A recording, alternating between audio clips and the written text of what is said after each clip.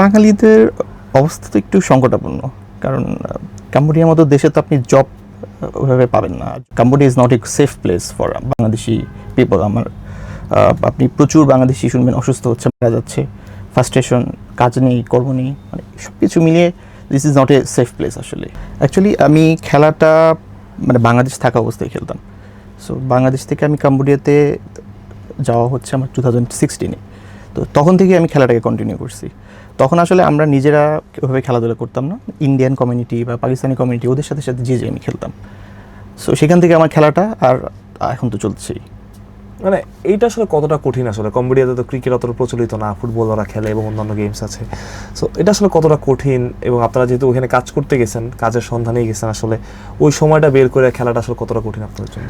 Well, আসলে খেলা যেহেতু আমরা প্যাশনেট, খেলা নিয়ে আমাদের মানে আমরা ছোটো থেকেই ক্রিকেট খেলে বড় হয়েছি বাংলাদেশে। আর বাংলাদেশে আপনি বলতে পারেন 1 নম্বর স্পোর্টস ক্রিকেট। সো আমি ওই খেলাটা ধরে রাখছি আর কি, যেহেতু অন্য একটা দেশে থাকতাম বা সিঙ্গেল হিসেবে ওই দেশে গিয়েছি। তো যেটা করছি মানে খেলাধুলা নিয়েই, খেলাধুলার লাইফটাই কাটানো হয়েছে আসলে ওইখানে। আসলে মানে এখন কম্বোডিয়া ক্রিকেটের কী অবস্থা? মানে খুব তো পরিচিত নাম না, মানুষজন কি চেনে মানে ক্রিকেট? না, এখন আসলে জাস্ট আমরা একটা ইনিশিয়াল পিরিয়ডে আছি। মানে ক্রিকেট এখন একটা টিম ফরমেশন করা হয়েছে, মানে আমরা কিছু পাকিস্তানি, ইন্ডিয়ান, আমি বাংলাদেশ হিসেবে চান্স পেয়েছি।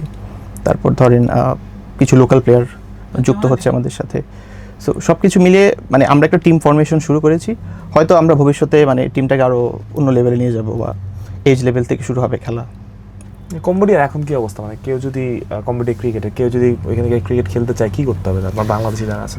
না, বাংলাদেশ হিসেবে তো প্রথমে তো ওইখানে যে থাকতে হবে অনেক বছর, কারণ মিনিমাম আইসিসির একটা মিনিমাম ক্রাইটেরিয়া আছে, যেমন আপনি 5 বছর মিনিমাম একটা দেশে থাকতে হবে, তারপর আপনি খেলার জন্য বা এলিজিবল হবেন আর কি, আইসিসি অ্যাপ্রুভ করবে আপনাকে। আচ্ছা, আপনি তো মানে দেশের বাইরেও মনে হয় ট্যুর করেছেন? জি, আমি রিসেন্টলি ইন্দোনেশিয়া থেকে খেলে আসছি। সো আমাদের বালিতে একটা ট্রিপ ছিল, আমাদের ইন্দোনেশিয়া টিমের সাথে আমাদের খেলাটা হয়েছে। আচ্ছা, ওভারঅল ক্রিকেটের বাইরে একটা প্রশ্ন করি, আসলে কম্বোডিয়ার এখন কি অবস্থা? আসলে বাঙালিরা কেমন আছেন এবং সব কিছু মিলে? বাঙালিদের অবস্থা তো একটু সংকটাপন্ন, কারণ কাম্বোডিয়ার মতো দেশে তো আপনি জব ওইভাবে পাবেন না। আর জব ইনশিওর না করে আপনি একটা দেশে যাওয়াটা আপনার জন্য মানে বুদ্ধিমানের কাজ হবে না। আমি বেসিক্যালি একজন ফার্মাসিস্ট। সো আমি B.Pharm M.Pharm কমপ্লিট করা। সো আমি কিন্তু কাম্বোডিয়াতে যাওয়া আমার চাকরির সুবাদে, আর খেলাটা আমার বলতে পারেন সেকেন্ড প্রায়োরিটি। মানে তাহলে কেন এত মানুষ যাচ্ছে, মানে কী কারণে আপনার কি মনে হয়? না, ওইটা ডিফারেন্ট ইস্যুস, কারণ ভিসার একটা মানে খুবই ইজি গোয়িং আসলে কাম্বোডিয়াতে ভিসা পাওয়াটা। আর কিছু পলিটিক্যাল বিষয় আছে যেটার কারণে হয়তো বিভিন্ন মানুষ ওইসব দেশগুলোতে বেঁচে যাচ্ছে আর কি। আচ্ছা, আপনারা যখন খেলেন একসাথে, আসলে মানে বাংলাদেশি মানে অনেককে নিয়ে তো আলোচনা হয়, যেহেতু ইন্ডিয়ান পাকিস্তানি আছে, তারা বাংলাদেশি ক্রিকেটারদের চেনে। মানে কোন ক্রিকেটারকে নিয়ে সবচেয়ে বেশি আলোচনা হয় আপনাদের মধ্যে? না, সবাই ডেফিনেটলি সাকিব আল হাসান, বাংলাদেশের 1 নম্বর অলরাউন্ডার, বাংলাদেশের 1 নম্বর কি বিশ্বের 1 নম্বর অলরাউন্ডার। সো সবাই সাকিব আল হাসানকে চিনে। তারপর আপনি মাশরাফিকে সবাই খুব প্রেস করে। আর তামিম ইকবালের ব্যাটিং মানে ইজ এ জেন্টলম্যান। মানে আপনারা তো এখান থেকে আসলে মানে খেলাটা কিভাবে শুরু করলেন কম্বোডিয়াতে? এটা একটা মানে খুবই ইন্টারেস্টিং স্টোরি। মানে আমি যেহেতু সিঙ্গেল লাইফ শুরু করছি এখান থেকে, তো আমি মানে প্রায় বিকালে চিন্তা করতাম যে আমি কী ধরনের অ্যাক্টিভিটি আমি করতে পারি। সো যেহেতু আমি ক্রিকেট প্লেয়ার, আমি চিন্তা করতাম কোথায় ক্রিকেট খেলা হয়। সো দেখা যাচ্ছে যে পাকিস্তানি কমিউনিটিটা ছোটো পরিসরে ওরা ক্রিকেট খেলতেছে, বা ইন্ডিয়ানরা একটা ছোটো উইকলি একটা ছোটো ছোটো খেলতেছে। তো আমি ওদের সাথে পার্টিসিপেট করা শুরু করি। তো ইন এ সেন্স দেখা যাচ্ছে যে ইন্ডিয়ান টিমের সাথে খেলা হচ্ছে, টুর্নামেন্ট হচ্ছে, আমি যাচ্ছি। পাকিস্তানের সাথে খেলা হচ্ছে, সেখানে আমি যাচ্ছি। ইভেন শ্রীলঙ্কারা খেলা শুরু করছে, সেখানে আমি যাচ্ছি। তো আলটিমেট যখন টিম ফরমেশন হয়, তখন কোচ আমাকে পিক করে যে ঠিক আছে, তুমি আসো, আমাদের সাথে ট্রায়াল দাও। So after the trial they were happy and they selected me. আচ্ছা, তো মানে আপনাদের স্পন্সর থেকে শুরু করে অন্যান্য বিষয়গুলো কীভাবে চলতেছে? ওয়েল, এখন ইনিশিয়ালি আমরা নিজেরাই নিজেদের সাপোর্ট করতেছি আর কি। মানে গভর্নমেন্ট তো আসলে ওইভাবে কোনো ফান্ড ক্রিয়েট হয়ও নাই। জাস্ট আমরা একটা আইসিসি অ্যাপ্রুভাল পেয়েছি, অলমোস্ট আমার 3 বছর হয়েছে। সো এখন যেটা হবে যে আমরা নিজেরাই নিজেদের প্যাশনের জায়গা থেকে আমরা ক্রিকেটটাকে চালিয়ে যাচ্ছি। আমরা শুনলাম যে আপনারা এমকেসের সাথে কথা বলেছেন স্পন্সরের ব্যাপারে। এমকেসের সাথে একটা ইমরুল কায়েস সাহেবের সাথে আমার কথা হয়েছে। তো উনি আমাকে আশ্বস্ত করেছে যে হয়তো ফিউচারে উনি একটা আমাদেরকে সাপোর্ট দিবে। সো উনি কাম্বোডিয়াতে আসতেও পারে। সো আমি ওনাকে ইনভাইট করেছি যে আপনি আসেন কাম্বোডিয়াতে, দেখে যান। সব কিছু মিলে আসলে কেউ যদি ক্রিকেট খেলতে চায় কম্বোডিয়াতে, বাংলাদেশি যারা আছেন তাদের কী করতে হবে? এখন একটা অপরচুনিটি তৈরি হচ্ছে, যেমন আমাদের কাম্বোডিয়াতে প্রিমিয়ার লিগ মানে CPL নামে আমরা একটা প্রিমিয়ার লিগ চালু হবে। আমি জাস্ট লাস্ট উইকে এই ইনফরমেশনটা পেয়েছি। তো সেখানে হয়তো মানে বিভিন্ন বিদেশি প্লেয়ার বা যারা অনেক দিন যাবৎ বা অলমোস্ট রিটায়ারমেন্টে আছে সেসব প্লেয়ারদের একটা চান্সেস আছে মানে বিদেশি কোটায়। তখন হয়তো আমরা বাংলাদেশি কোনো প্লেয়ার যদি অ্যাভেলেবেল থাকে আমরা আমাদেরকে কল করতে পারি। তাদের আমি বলছিলাম যে যারা বাংলাদেশি আছেন আর কি, প্রবাসী আছেন যারা কম্বোডিয়াতে থাকছেন, তারা যদি কেউ, অনেকে থাকে না যে এখানে ক্রিকেট খেলছে আপনার মতো, যে অন্যান্য চাকরিতে আছে, অন্যান্য পেশায় আছে, তারা যদি ক্রিকেট খেলতে চায় তখন কি করতে হবে? না, আমরা তো এখন রেগুলারলি খেলাধুলা হচ্ছে, মানে আমাদের কমিউনিটি বেসও আমরা ক্রিকেট খেলতেছি। সো যেটা হচ্ছে যে আমাদের আসলে কি, আমরা তো সবাই একটা জব নিয়ে আসি। সো ইনিশিয়াল এইজে যদি কেউ আসে ক্রিকেটটাকে যদি মানে ভালোবাসে যে আমি ক্রিকেট খেলবো, তাহলে এইসব দেশগুলো কিন্তু একটা বড় সুযোগ মানে ক্রিকেটে ক্যারিয়ার করার জন্য। ভাই মানে ওইখানে তো প্রচুর বাংলাদেশি আছেন আর কি, প্রচুর বাংলাদেশি ওইখানে থাকেন। সো মানে সবার আসলে মাঠ থেকে শুরু করে অন্যান্য ফ্যাসিলিটিস মানে কেমন আছে আর কি ওইখানে কম্বোডিয়াতে? না, আমাদের একটু মাঠের অবস্থাটা আসলে খুবই মানে বলা বাহুল্য যেটা হবে যে আমরা একটা ছোট নেট প্র্যাকটিস করি, মানে আমরা নিজেরা এটা তৈরি করে নিয়েছি।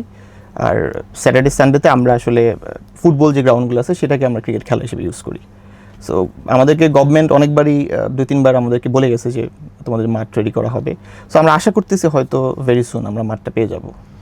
আচ্ছা, আপনি বলছেন এটা ইন্দোনেশিয়াতে সম্ভবত একটা ট্যুর দিয়েছিলেন, ওটা ইন্টারন্যাশনাল ম্যাচ ছিল নাকি? জি, আমরা ইন্দোনেশিয়াতে আমাদের কম্বোডিয়ার ইন্টারন্যাশনাল টিম আমাদের হিসেবে গিয়েছি। ইন ফিউচার আপনার কি কি ট্যুর আছে এখানে? আমাদের সামনে জুনে চ্যালেঞ্জার কাপ আছে, তারপর এসিসির একটা টুর্নামেন্ট আছে, সেখানে আমরা পার্টিসিপেট করবো আর কি। আপনার আসলে বাংলাদেশে কোন পর্যায়ে ক্রিকেট খেলেছে, মানে আপনার ক্রিকেটটা শুরু কীভাবে বাংলাদেশে? আমি যেহেতু নারায়ণগঞ্জের সন্তান, আমার এলাকাভিত্তিক খেলা দিয়েই শুরু। সেখানে আমি ডিস্ট্রিক্ট লেভেল মানে নারায়ণগঞ্জের ডিভিশন লিগ খেলেছি, সেটা 2012 থেকে 2014 পর্যন্ত ওই সময়টাতে।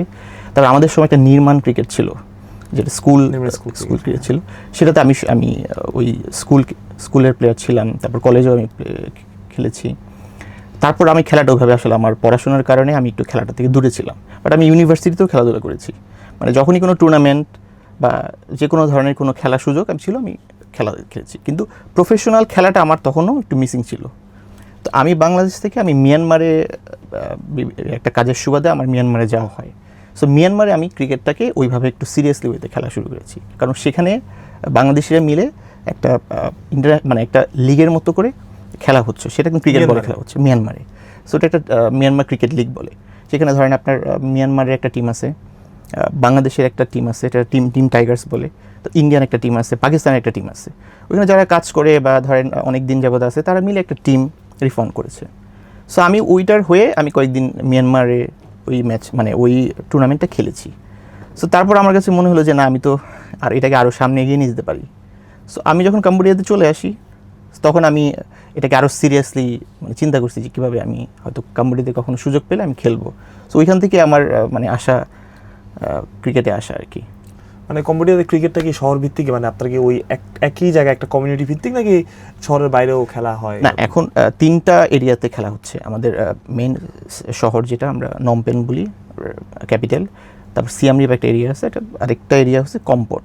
এই 3টা এরিয়াতে মানে খেলাটাকে মানে বাইরে ডিসেন্ট্রালাইজ করা হচ্ছে আর কি। স্থানীয়রা কীভাবে নিচ্ছে? স্থানীয়রা এখনও মানে শিখছে, দেখছে, মানে ওরা আসলে দেখতেছে, বুঝতেছে, বাট ওইভাবে এখনও জানাশোনা হয়নি। বাট স্কুল কারিকুলামে ক্রিকেট খেলাটাকে অন্তর্ভুক্ত করার একটা প্ল্যান আছে। আচ্ছা, সব মিলে আসলে মানে আপনি মানে কীভাবে দেখেন, মানে ক্যারিয়ার তো নাই অবশ্যই, এবং ক্রিকেটটা যদি কেউ নিতে চায় তারা আপনার সাজেশনটা কী থাকবে যে বাংলাদেশিরা যারা আছে? আসলে ক্রিকেট যে ডেফিনেটলি একটা ভালোবাসার জায়গা, মানে ছোটো থেকে ক্রিকেট খেলে বড় হয়েছি। ক্রিকেটকে আমার মনে হয় প্রফেশনাল জায়গাতে চিন্তা করা উচিত সবার। আমাদের বিষয়টা একটু ডিফারেন্ট, আমরা হয়তো ডিফারেন্ট ওয়েতে বা একটু সময় পরে আমরা সুযোগ পেয়েছি। এখন ডে বাই ডে যদি আমরা আরও আগে গ্রুমিং হতাম বা আরও বাংলাদেশে আরও বড় পরিসরে খেলতে পারতাম, আমরা হয়তো বাংলাদেশে এটাকে সিরিয়াসলি ওয়েতে নিতে পারতাম। বাট আমার একটা ইচ্ছা আছে, বাংলাদেশে যদি বিপিএলে কখনো সুযোগ হয় আমি ইনশাল্লাহ অবশ্যই জয়েন করতে পারি। কম্বোডিয়াতে ক্রিকেট খেলছে, আপনি একমাত্র বাংলাদেশি মনে হয় এখানে, এবং আপনার মানে স্মরণীয় পারফরমেন্স যেটা আপনি আসলে মনে করতে চান, আপনার বেস্ট পারফরমেন্স আপনার কিছু আছে? আমার লাস্ট ম্যাচটাতে আমি 2টা উইকেট পেয়েছি আর 3টা ক্যাচ ছিল আমার। মানে আপনি পুরো ফুল স্কোর কার্ডে দেখবেন যে আমার 3 উইকেট পড়াতে 2 উইকেটই আমার আর 3টা ক্যাচ 3টাই মানে পুরোটাই আমার নাম আছে। সো আমি খুব প্রাউড ফিল করি এটাতে। আর অবশ্যই সামনের দিনগুলোতে কীভাবে আরও ভালো পারফরমেন্স করা যায় সেটা আমার ইচ্ছা থাকবে। কতজন ক্রিকেটার আছেন আসলে মানে কম্বোডিয়াতে থেকে কতজন ক্রিকেট খেলছেন এখন? আমরা এখন প্রফেশনালি অলমোস্ট 25 মেম্বার্স, মানে 25 জনের আমাদের টিম। সেখান থেকে আমাদের বেস্ট 15 ফার্স্ট, তারপরে বেস্ট 11 সিলেক্ট করা হয়। আচ্ছা, মানে আপনাদের সব কিছু আপনারা বললেন যে আপনাদের একটা নিজেকেই খরচটা বেয়ার করতে হয়, তারপরও আসলে কীরকম সুযোগ সুবিধা পাওয়া যায় এখান থেকে? না, আমরা ওই যে টিএটা পাচ্ছি, আমরা কোনো ইন্টারন্যাশনাল ট্রাভেলে গেলে আমরা টিএ পাচ্ছি। আর আমাদের ট্রাভেল যে অ্যালাউন্সগুলো সেটাও আমাদের টিকিট থেকে শুরু করে হ্যাঁ বাকি সব কিছু দিচ্ছে। বাট আমাদের নিজস্ব কিট যেটা, সেটা আমাদের নিজস্ব ওন এক্সপেন্সেস। আর ধরেন আমাদের আদার্স যে জিনিসগুলো লাগে, সো ক্রিকেট খেলাটা তো শুধু যেদিন খেলা সেদিন না, তার আগের থেকে তার পরেও দেখদিন সময় অনেক দিন, মোটামুটি একটা বড় টাইম লাইন যায়। তো সব মিলিয়ে আমাদের নিজস্ব ফোকাসটাই বেশি, এক্সপেন্সও বলতে পারেন বেশি। আপনার কি সাজেশন আসলে বাংলাদেশ থেকে যারা কম্বোডিয়া যায়, মানে এটা ক্রিকেটের বাইরে জিজ্ঞেস করি যে আপনি তো অনেকদিন ধরে আছেন কম্বোডিয়াতে, বাংলাদেশ থেকে যারা কম্বোডিয়া যাচ্ছে বা অনেকের আগ্রহ আমি দেখছি যে বিভিন্ন জায়গায় কম্বোডিয়া যাচ্ছে, এবং আপনি বলেন 20,000 বাংলাদেশি ওইখানে আছেন, আপনার সাজেশনটা কি যারা যাবেন নতুন করে? না, এখন আমার সাজেশন হবে অবশ্যই কোনো একটা দেশে যাওয়ার আগে সে দেশের ভৌগোলিক অবস্থা, ইভেন ইকোনমি অবস্থা জেনে শুনে বুঝে যাওয়া উচিত। আমরা যদি মানে একটা দেশ সম্পর্কে না জেনে ওই দেশে ভাগ্য অন্বেষণের জায়গায় যেয়ে যদি নিজেই বিপদে পড়ে যাই, সেটা অবশ্যই ভালো একটা জিনিস হবে না। আর আমরা সবাই কিন্তু আলটিমেট বাংলাদেশকে রিপ্রেজেন্ট করি দেশের বাইরে। সো আমার অবশ্যই সবার প্রতি একটা সাজেশন থাকবে যে অ্যাটলিস্ট কোথাও যাওয়ার আগে জেনে বুঝে শুনে তারপর ওই দেশে ভ্রমণ। এবং অনেকে আমরা দেখছি যে ফেরত আসছে, অনেক ধরনের কেস, অনেক ধরনের বাজে জিনিস আমরা রেগুলার সম্মুখীন হচ্ছি। আমাদের এম্বাসি থেকে বিভিন্ন ধরনের ইনফরমেশন শেয়ার হচ্ছে যে Cambodia is not a safe place for Bangladeshi people. আপনি প্রচুর বাংলাদেশি শুনবেন অসুস্থ হচ্ছে, মারা যাচ্ছে, ফ্রাস্ট্রেশন, কাজ নেই, কর্ম নেই, মানে সব কিছু মিলিয়ে this is not a safe place আসলে। তার মানে আপনার সাজেশন হচ্ছে যে মানে আগে থেকে যদি কাজ থাকে, যেভাবে আপনি গিয়েছেন আসলে, যদি কোনো অফার লেটার থাকে বা অফার থাকে, ওইভাবে আসলে যাওয়া, এমনিতে যেটা আমরা বলি হুজুগে যাওয়া আর কি, হুজুগে না যাওয়ার থেকে। রাইট। এমনিতে আসলে যারা বাংলাদেশি আছেন, মানে আপনি তো ন্যাশনাল টিমে খেলছেন, আপনার সাথে অনেকে বোধহয় ক্রিকেট খেলছে এমনিতে। না, আমরা যেটা হচ্ছে যে আমাদের একটা কমিউনিটিতে ছোটোখাটো পরিসরে আমরা নিজেরা বাংলাদেশি যে কয়েকজন আছি, আমরা হয়তো ছোটোখাটো পরিসরে সপ্তাহে একদিন আমরা ক্রিকেটটা খেলতেছি, just for fun, it's not for professional things. তো সব কিছু মিলে আসলে যদি মাঠ নাই বা অন্যান্য সুযোগ সুবিধা আসলে পাচ্ছেন না, ক্রিকেটকে ভালোবেসে আসলে খেলতেছেন, মানে আপনি আসলে 2-3 বছর পরের কথা চিন্তা করি, তো আপনি আসলে কি চান আসলে কম্বোডিয়া ক্রিকেট কোথায় যাক, কি আপনাদের প্ল্যানটা কি আসলে কম্বোডিয়া ক্রিকেট? আমি আরও যতদিন ফিট থাকবো ইনশাল্লাহ আমি আরও 4-5 বছর ক্রিকেট খেলতে চাই। মানে ক্রিকেটটা আমার ভালোবাসার জায়গা। সো যদিও আমার সেকেন্ড প্রায়োরিটি ক্রিকেট, বাট আমি ডেফিনেটলি এটা মানে আমি যতদিন আমার হেলথ কন্ডিশন থাকবে, ইনশাল্লাহ ফিট থাকবো, আমি ক্রিকেটটাকে খেলে যাবো আর কি। এবং আমরা গতবার দেখেছি যে বিপিএলে অনেক ডেভেলপমেন্টের জন্য ক্রিকেটার আনা হয়েছে, যে ফ্রান্স থেকে 1-2 জন আসছিলেন, ইভেন আরও 2-1টা দেশ থেকে সম্ভবত আমি মনে করতে অস্ট্রেলিয়া থেকে একজন, অস্ট্রেলিয়া বলতে আরও 2-1টা দেশ থেকে যারা ক্রিকেটে খুব বেশি উন্নত না, যেমন ঢাকা ক্যাপিটালসে 1 বা 2 জন ছিলেন এরকম। সো ওই রকম সুযোগ সুবিধা যদি পাওয়া হয়, মানে আমার মনে হয় যে আপনারাও আসতে আগ্রহী হবেন। অবশ্যই, ডেফিনেটলি। আমরা তো মানে বাংলাদেশ থেকে যখন কোনো ধরনের কোনো কল পাবো, অবশ্যই মানে এটা আমরা মানে খুব মানে অ্যাকসেপ্ট করবো, খুব এক্সাইটেড হয়ে অ্যাকসেপ্ট করবো। যেটা বলছিলাম যে কম্বোডিয়া ক্রিকেটের কথা বলছিলেন, আসলে আপনার তো ব্যক্তিগত মানে কম্বোডিয়া ক্রিকেটকে নিয়ে আসলে আপনাদের মানে চিন্তাধারা কি, আসলে আপনারা কোন পর্যায়ে খেলতে চান বা কতটুকু দেখছেন? না, এখন কাম্বোডিয়াস লার্নিং পিরিয়ড একটা অবস্থায় আছি আমরা। আর যেটা হচ্ছে আমাদের প্রচুর ম্যাচ প্র্যাকটিসের দরকার, আর বেশ কিছু নতুন প্লেয়ার আসতেছে আমাদের টিমে। সো আমরা হয়তো ভালো কিছু করতে পারবো আর কি ইনশাল্লাহ। বাট আসলে অ্যাজ এ টিম মেম্বার হিসেবে আমাদের সবাইকে খেলতে হবে। তা এখন সমস্যাটা যেটা হচ্ছে যে আমরা বিভিন্ন দেশ থেকে বিভিন্ন জন অ্যাড হচ্ছি, সো সবাই ওইভাবে হয়তো টিম বন্ডিংটা হচ্ছে না। সো আস্তে আস্তে তৈরি হবে, আমাদের সময়ের সাথে সাথে আমরা গ্রো হবো। তো আপনাদের তো টি20 স্ট্যাটাস আছে নাকি? জি, আমাদের টি20 স্ট্যাটাস আছে। ভাই, যেটা বলছিলাম যে যদি বাংলাদেশে কেউ খেলতে যায়, আপনার সাথে যোগাযোগ করলে তো হবে মনে হয়। না, ডেফিনেটলি, অবশ্যই। আমি তো অবশ্যই আছি, যে কোনো ধরনের হেল্প, মানে যে কোনো ধরনের খেলাধুলা সংক্রান্ত না, যে কোনো ধরনের বিষয় অবশ্যই আমি থাকবো ইনশাল্লাহ পাশে। একদম শেষ দিকে আসলে এই যে মানে কম্বোডিয়া ন্যাশনাল টিমের হয়ে খেললেন, ইন্টারন্যাশনাল ম্যাচ খেলছেন, আসলে এটা কি আসলে একরকম মানে ইন্টারন্যাশনাল ম্যাচ খেলা যে কোনো দেশের হয়েই আসলে সেটা যে কোনো মানে এটা ড্রিম কামস ট্রু কিনা? অবশ্যই আমি খুব প্রাউড ফিল করি এজ এ বাংলাদেশ হিসেবে, কারণ আমাকে সবাই এখনও বাংলাদেশ হিসেবেই চিন্তা করে। সবাই আমাকে, যেহেতু আমি বাংলাদেশি পাসপোর্ট হোল্ডার, সো আমাকে সবাই বাংলাদেশি হিসেবেই কাউন্ট করে। আর এজ এ বাংলাদেশি হিসেবে আমি একটা দেশে খেলতে পারতেছি, মানে সুযোগ পেয়েছি, এটা আমার জন্য অনেক গর্বের একটা বিষয়। আমি আমার ফ্যামিলিকে এটার জন্য সবচেয়ে বেশি সাপোর্ট দেওয়ার জন্য আমি সবসময় ধন্যবাদ দিই আমার ফ্যামিলিকে, আমার ওয়াইফ, আমার ফ্যামিলি মেম্বার সবাই আমাকে প্রচণ্ড সাপোর্ট দিয়েছে, মানে এই অবস্থায় এসেও আমি ক্রিকেট খেলাকে কন্টিনিউ করার জন্য। আমার বাবা মা আমাকে প্রচুর সাপোর্ট দিয়েছে, কারণ তারা কখনোই চায়নি আমি ক্রিকেটটাকে ওইভাবে মানে সিরিয়াসলি খেলি।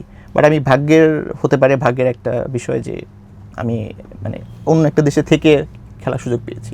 আর ওইখানে আসলে মানে শুধু যেহেতু ক্রিকেটটা আসলে খুব বেশি পরিচিত না, আসলে ব্যাট বা কিটস এগুলো আসলে আপনারা কীভাবে জোগাড় করেন? না, এগুলো পুরোটাই আমরা নিজেরা সোর্সিং করতেছি। আমি তো বিভিন্ন জায়গা থেকে বিভিন্ন জিনিসপত্র নিয়ে এসেছি, কারণ কম্বোডিয়ার মতো দেশে আপনি কিছুই পাবেন না, এটাই স্বাভাবিক।